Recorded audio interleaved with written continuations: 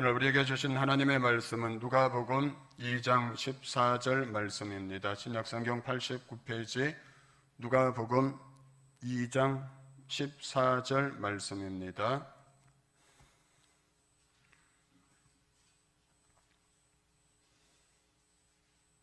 누가복음 2장 14절 하나님의 말씀 한 절입니다. 같이 한번 읽겠습니다. 시작. 지극히 높은 곳에서는 하나님께 영광이요 땅에서는 하나님이 기뻐하신 사람들 중에 평화로다 하니라.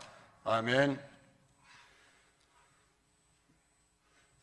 지난 주일에 우리가 대림절 첫 번째 주일을 이렇게 보냈습니다. 첫 번째 주일은 소망으로 오신 예수 그리스도, 예수 우리의 소망이라는 주제의 말씀을 전했었는데, 오늘은 두 번째 주일, 예수 우리의 평화의 왕으로 오신 예수 그리스도에 대해서 함께 말씀을 이렇게 나누고, 예수님께서 왜 우리의 평화가 되시는지 함께 우리가 찾아보도록 하겠습니다.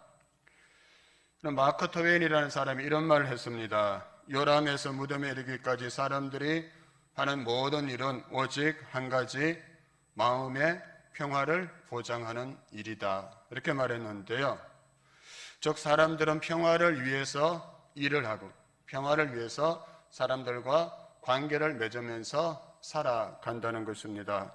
그런데 사람들은 그렇게 살아가지만 그 평화를 목적으로 이렇게 열심히 수고하고 일하지만, 근데 지금 세상은 어떠합니까?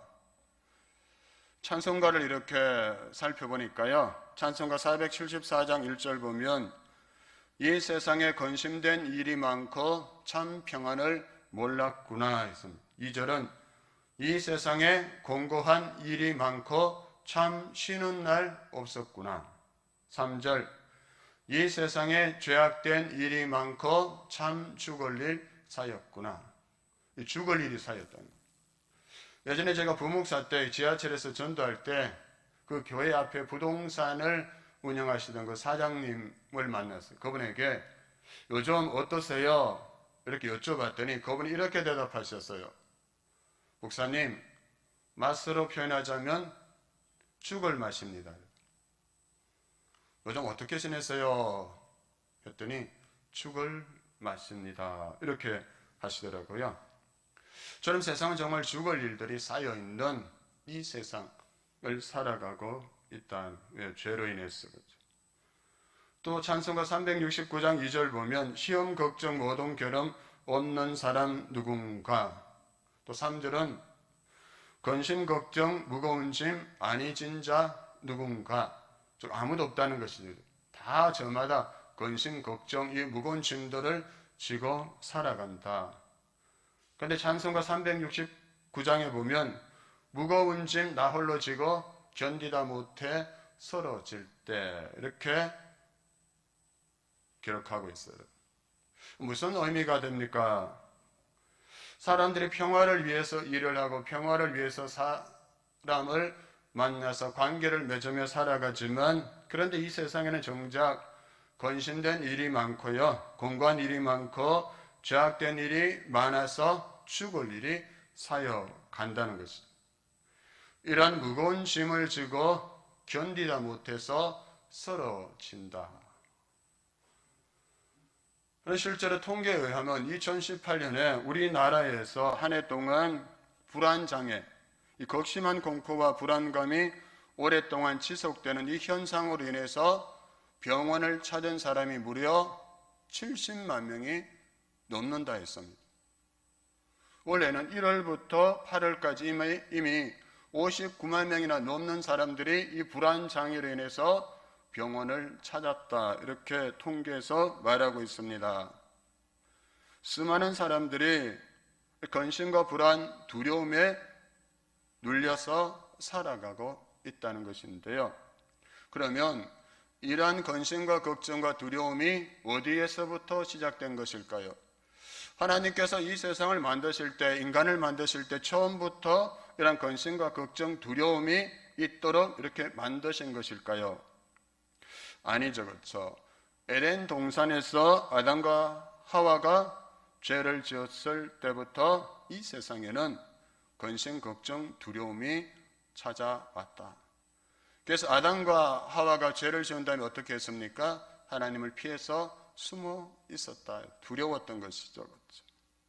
그러니까 지금 우리 삶에 여러 가지 불안한 요소가 있는 것은 단지 이 시대가 잘못되어 있기 때문도 아니고요, 마음과 심리적인 문제 때문만도 아니고요, 근본적으로는 인간의 죄 때문에 이 세상에 근심, 걱정, 두려움, 죽을 일들이 쌓여가고 있다는 것입니다.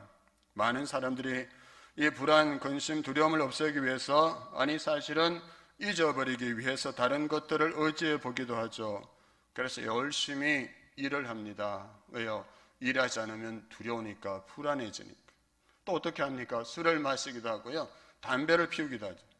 담배를 끊지 못하는 분에게 물어봤습니다. 왜 담배를 끊지 못하세요? 근심이 오고 걱정이 될 때, 불안할 때 담배를 찾게 된다. 또 도박이나 음식, 여러 가지 중독에 빠지는 이 현상들은 모두 불안을 잊어버리기 위한 인간의 시도라는 것입니다. 그러나 여러분, 이 불안, 이 두려움은 환경에 의해서 오는 것이 아니라는 사실을 우리가 먼저 알아야 하는데요.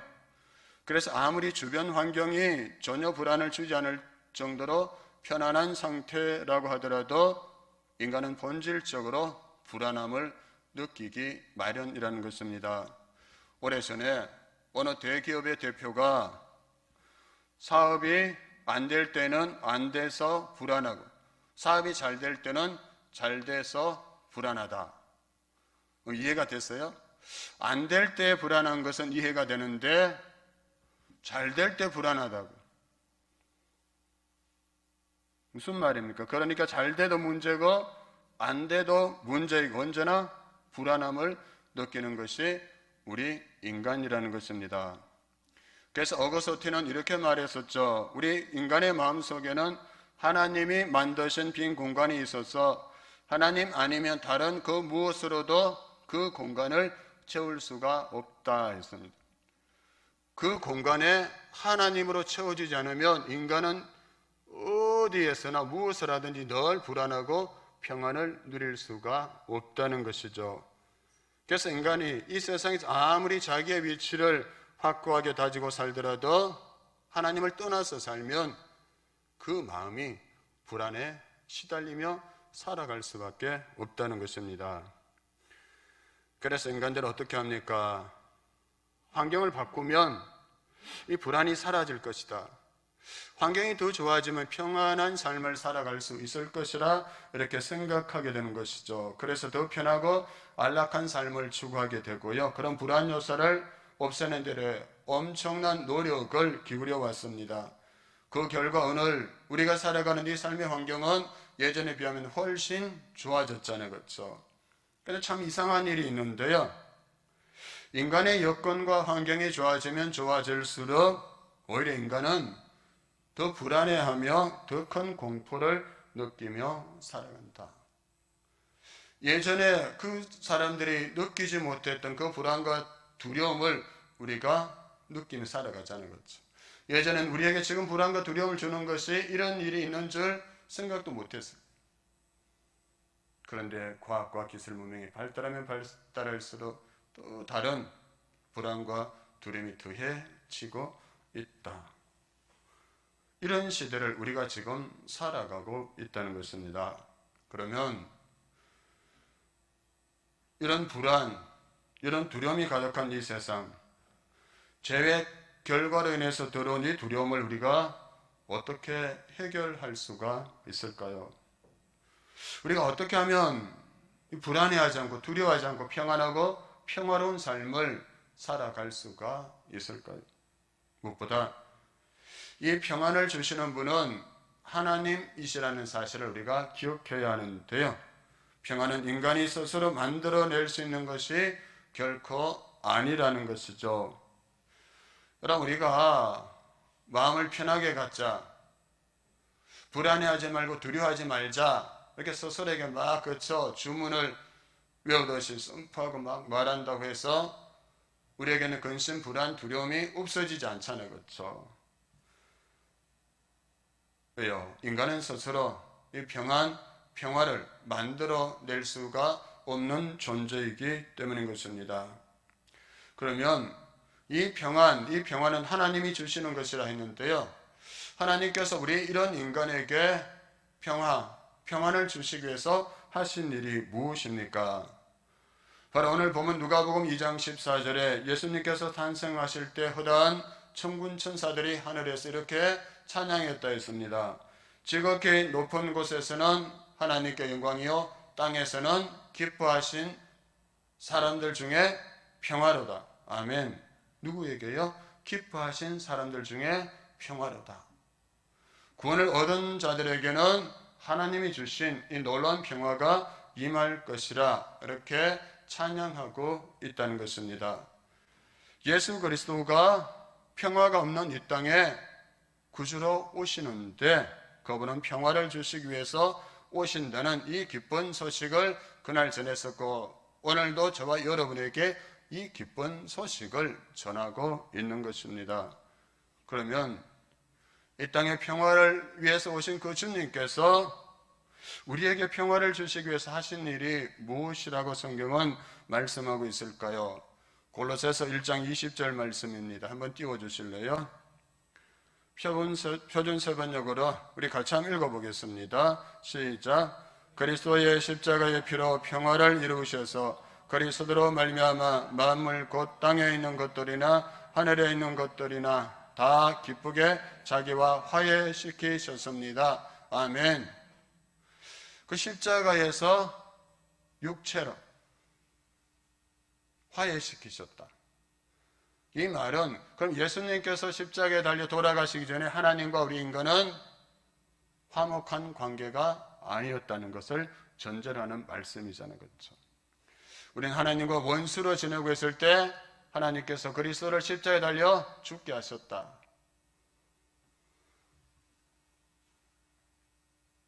예수님은 평화를 위해서 이 땅에 오셨고요. 십자가의 죽음을 통해서 하나님과 원수로 살았던 우리를 아버지와 자녀의 관계로 회복시켜 주셨습니다. 우리는 다 예수님을 믿기 전에는 그릇 행하여 각기 제 길로 갔었는데 그 길은 멸망과 심판의 길이었습니다. 우리가 알지 못해서 그 길이 좋은 것처럼 눈에 보기에 좋은 대로 그 길을 걸어갔었는데요. 그 길의 결과는 멸망이요 지옥이었습니다. 그래서 하나님께서 어떻게 하셨습니까? 우리의 모든 죄를 누구에게 담당시키셨다 했습니까? 예수님에게. 독생자 예수님에게 우리의 모든 죄를 담당시키셨다. 그 죄를 가지고 십자가에 달려 죽게 하셨습니다. 주님이 그 십자가에 달려 돌아가심으로 우리를 하나님의 품으로 돌아오게 하셨고요. 또 영원한 평화의 복을 우리에게 주셨다는 것입니다. 그 결과 저와 여러분은 예수 그리스도 안에서 참된 이 평안, 이 평화의 복을 누리며 살 수 있게 된 것인데요. 그러므로 우리가 여러분 참 평안을 누릴 수 있는 길이 환경을 바꾸는 데 있는 것이 아니다.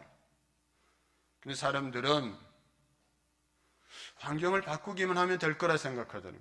아파트 평수를 좀 더 넓혀가고 화장실 1개에서 2개, 2개에서 3개 있는 그 아파트를 넓혀가고 내가 차를 작은 차 타다가 좀 더 큰 차 타고 그쳐 그렇게 살면 내가 세상에서 또 내 삶의 환경이 바뀌어 성공하고 출세하면 내가 정말 평안을 누리며 살아갈 것이라 이렇게 생각합니다. 그래서 환경을 바꾸기 위해서 열심히 수고하고 애쓰기도 하죠. 그러나 인간은 하나님과의 관계가 온전히 회복되지 않으면 그 어느 곳에서도 평안을 누릴 수가 없다는 것입니다.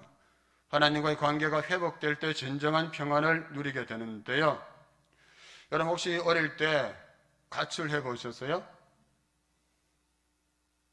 아무도 안 해보신 것 같아요. 경험이 없으신 것 같아요.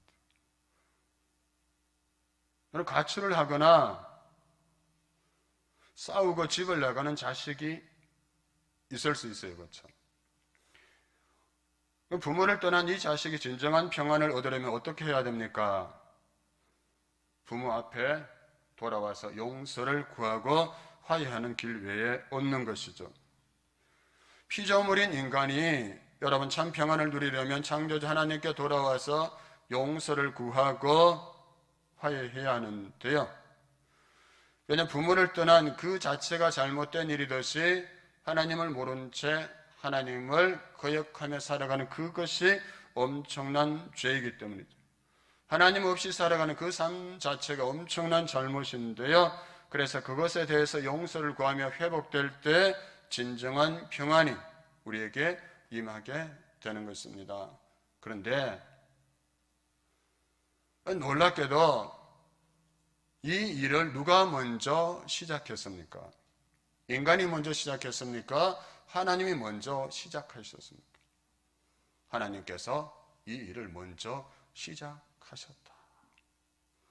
우리가 똑똑해서 하나님을 믿은 게 아니라 하나님께서 먼저 그 길을 열어주시고 우리를 초청해 주셨다.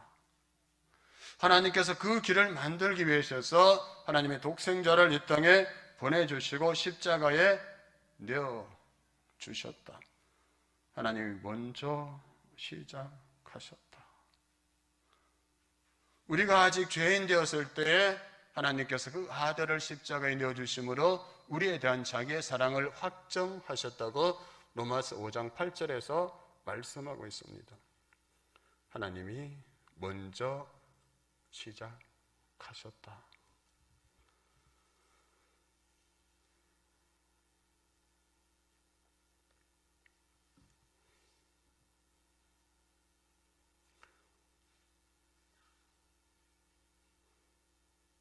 우리는 다른 사람, 그렇죠? 나에게 말 한마디 잘못한 사람도 용서하는 게 너무 힘들잖아요, 그렇죠? 먼저 가서 용서를 구하세요, 화해하세요 그러면 내가 잘못한 게 뭐가 있는데 내가 먼저 용서하고 내가 먼저 손 내밀고 내가 먼저 화해해야 됩니까? 그게 우리의 모습이잖아요, 그렇죠? 잘하지 못해요. 하나님은 아무 죄가 없으신 그 아들을 이 땅에 보내주시고 그 아들이 우리 모든 죄를 담당하시고 가장 흉악한 죄수가 달려 죽는 그 십자가에 달려 죽게 하셨다. 그래서 그 사실을 믿음으로 고백하고 그 예수 그리스도를 구주로 영접하는 자들에게 참된 평화를 주신다 하셨는데요. 요한복음 14장 27절에 이렇게 말씀합니다. 평안을 너희에게 끼치노니 곧 나의 평안을 너희에게 주노라. 내가 너희에게 주는 것은 세상이 주는 것과 같지 아니하니라. 너희는 마음에 근심하지도 말고 두려워하지도 말라. 아멘. 내가 너희에게 주는 것은 세상이 주는 것과 같지 아니하다 했습니다. 예수님이 주시는 것과 세상이 주는 것, 예수님이 주시는 평안과 세상이 주는 평안이 있는데요.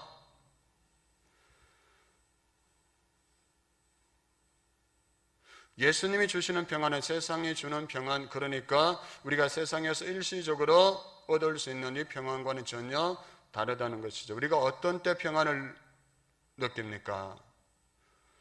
예를 들면 물질적인 여유가 생겼을 때 찾아오는 평안, 우리 통장에 10억이 있으면 10억만큼의 평안을 누리는 거예요. 5억이 있으면 5억만큼의 평안을 누리고 1억이 있으면 1억만큼의 평안을 여러분 누릴 거예요. 그런데 그게 자꾸 줄어들어가지고 제로가 되거나 마이너스가 되면 어떻습니까? 그 평안은 다 사라져 버리게 되죠. 또 바라는 일이 성취됐을 때 그때도 우리는 평안을 누리게 됩니다. 할렐루야, 찬송하게 됩니다. 잃어버린 건강이나 지혜를 되찾았을 때도 우리는 평안을 누리게 됩니다. 그런데 그 평안은 오래가지 않게 됩니다. 있다가도 사라져 버리는 것. 뭔가 눈에 보이고 손에 잡혔을 때만 누리는 평안이 바로 세상이 우리에게 약속하고 줄 수 있는 평안의 전부라는 것이죠. 그런데 이런 것과는 전혀 차원이 다른 평안을 예수님이 우리에게 주시겠다 말씀하셨습니다. 그럼 예수님이 우리에게 주시는 이 평안은 어떤 평안일까요? 성경은 이렇게 말씀합니다. 고린도후서 4장 8절 9절 말씀 한번 띄워주실래요? 우리 표준 세번역인데 같이 한번 읽겠습니다. 시작. 우리는 여러 가지로 환난을 당해도 공경에 빠지지 않으며 난처한 일을 당해도 절망에 빠지지 않으며 박해를 당해도 버림을 받지 않으며 거꾸로 끓임을 당해도 망하지 않습니다. 아멘, 아멘. 어떻습니까? 이 평안은 세상이 줄 수 없는 것. 세상 이런 일을 당하면 다 낙심하고 절망하고 포기하고 심지어 스스로 목숨을 내어놓게 살 소망을 다 잃어버리고, 그런데 예수 그리스도 안에 그것과는 전혀 다른 삶을 약속하고 있는 것이죠. 우리 안에도 이런 삶을 살아가시는 분들이 있어요. 그래서 너무 감사해요. 그것만일까요? 또 고린도후서 6장 8절 10절 말씀 우리 같이 한번 읽겠습니다. 역시 표준 세번역입니다. 시작. 영광을 받거나 수치를 당하거나 비난을 받거나 칭찬을 받거나 그렇게 합니다. 우리는 속이는 사람과 같으나 진실하고 이름 없는 사람과 같으나 유명하고 죽은 사람과 같으나 보십시오 살아 있습니다. 징벌을 받는 사람과 같으나 죽임을 당하는 데까지는 이러지 않고 건심하는 사람과 같으나 항상 기뻐하고 가난한 사람과 같으나 많은 사람을 부유하게 하고 아무것도 가지지 않은 사람과 같으나 모든 것을 가진 사람입니다. 할렐루야. 내가 이런 사람이에요. 자신에게 한번 말해줘 보세요. 내가 이런 사람이야. 내가 이런 사람이야. 아셨습니까? 여러분, 이런 사람이라고. 그리스도 예수 안에서 우리가 이런 존재가 되었다는 사실을 여러분 알고 계셨습니까? 내가 이런 사람. 나는 아무 공로 없지만 예수 그리스도께서 내 죄를 대신해서 십자가에 달려 죽으심으로 우리에게 놀라운 삶이 주어졌다. 근데 문제는 뭐예요? 우리가 누리느냐, 누리지 못하느냐. 자, 여러분, 누가 여러분의 통장에 1억을 딱 송금해 줬어요. 1억, 공짜 1억. 그런데 그 1억을 송금해 줬는데도 그냥 그 1억을 찾지 않고 계속 그 통장에 놔두면 그게 나에게 아무 유익이 안 되잖아요. 그렇죠?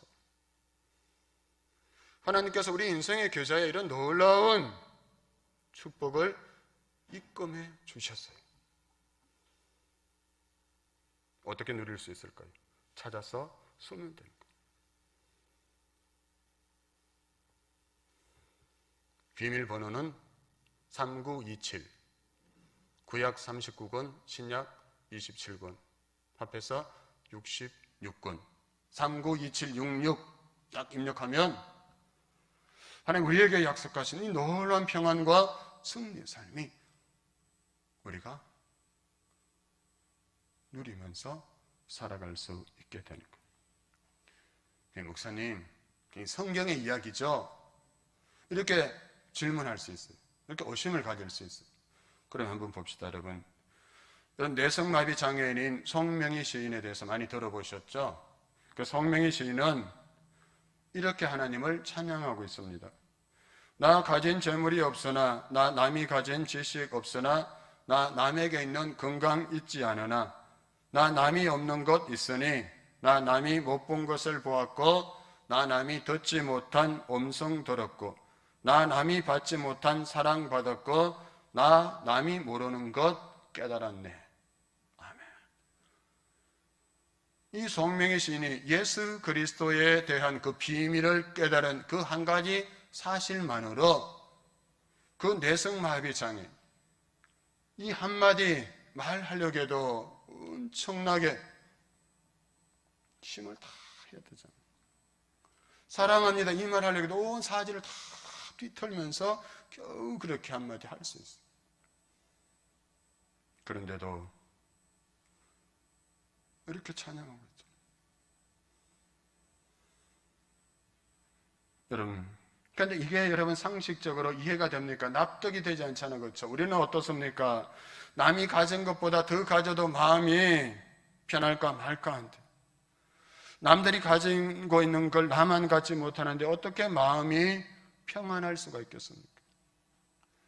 어떻게 그럼에도 하나님이 공평하다고 하나님을 찬송할 수가 있는 것일까요?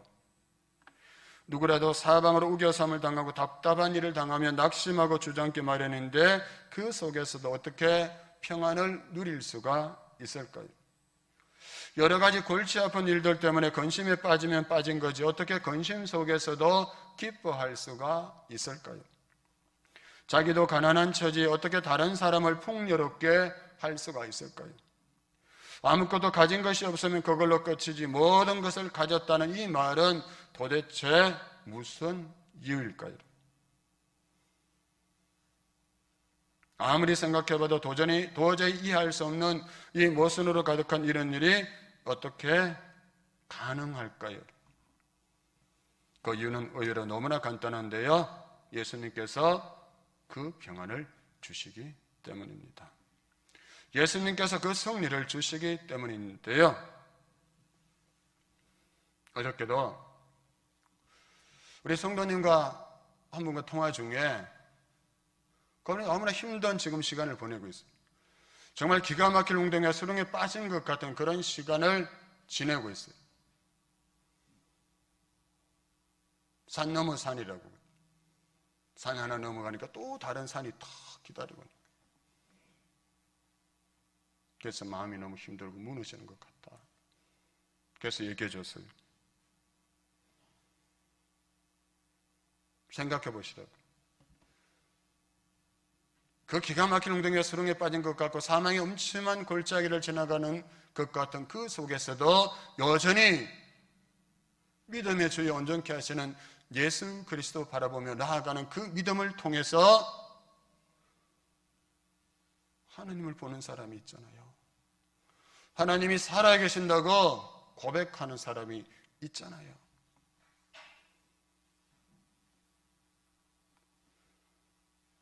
하나님은 우리가 세상에서 성공하고 출세하는 그 자리에만 하나님의 영광을 나타내시는 분이 아니라 우리가 비록 세상에서는 초라하고 연약하고 성공하고 출세하지 못했어도 그 속에서도 끝까지 하나님 바라보고 하나님 의지하고 기도하고 나아가는 그 모습 속에서도 하나님은 살아계심과 영광을 나타내고 계십니다. 아멘. 그럼 여기에 아멘 할 수 있어야 돼요. 이게 진짜 믿음이에요.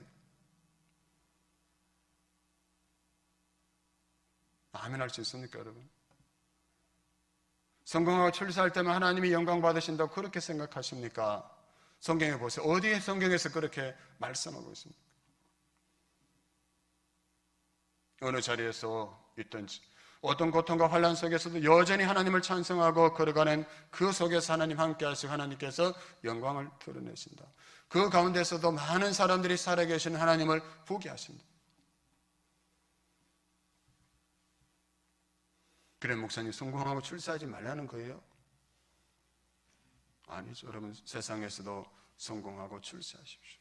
그러나 거기에서도 그 성공과 출세를 주신 분이 하나님이심을 항상 기억하고 하나님이 하셨습니다. 하나님의 은혜입니다. 늘 고백하고 살아간다면 하나님 그것을 통해서도 영광을 받으신다. 문제는 뭡니까? 어떠하든지 믿음의 주에 온전케 하시는 예수 그리스도 바라보면서 신실하게 그분을 따라가는 그 삶을 통해서 하나님 평안을 주시고 하나님의 영광을 드러내신다는 사실입니다. 이 삶은 세상 사람들은 이해할 수 없죠. 아무리 설명해도 알 수가 없어요. 세상은 이 평안, 이것을 알 수도 없고 줄 수도 없기 때문에 그들이 그래서 경험하지 못했기 때문인데요. 그런데 안타까운 것이 있죠. 이처럼 우리에게 주시는 평안은 세상이 알 수도 없고 세상이 줄 수도 없는 평안인데 그런데 여러분 우리가 이 주님을 믿는다고 하면서도 왜 마음의 불안과 염려와 두려움이 떠나지 않는 것일까요? 왜 평안을 누리지 못하고 살아가고 있는 것일까요? 그 이유가 무엇일까요? 그것은 우리에게 이 평안을 주시는 주님이 아닌 다른 것에서 우리가 자꾸 평안을 찾고 있기 때문이라는 것입니다. 여러분, 어떤 사람은 걱정과 불안이 몰려면 어떻게 합니까? TV를 보거나 영화를 보기도 하고요. 아니면 음식을 막 먹거나 술을 마시거나 담배를 피우고 사람을 만나서 시간을 보내기도 합니다. 그러나 그렇게 해봤지만 어떻습니까? 그때뿐이지 시간이 지나고 나면 다시 계속 불안과 염려, 근심, 두려움이 우리에게 몰려오는 것이죠.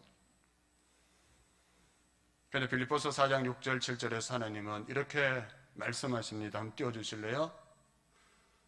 빌립보서 4장 6절 7절 말씀입니다. 같이 한번 읽겠습니다. 시작. 아무것도 염려하지 말고 다만 모든 일에 기도와 간구로 너희 구할 것을 감사함으로 하나님께 아뢰라.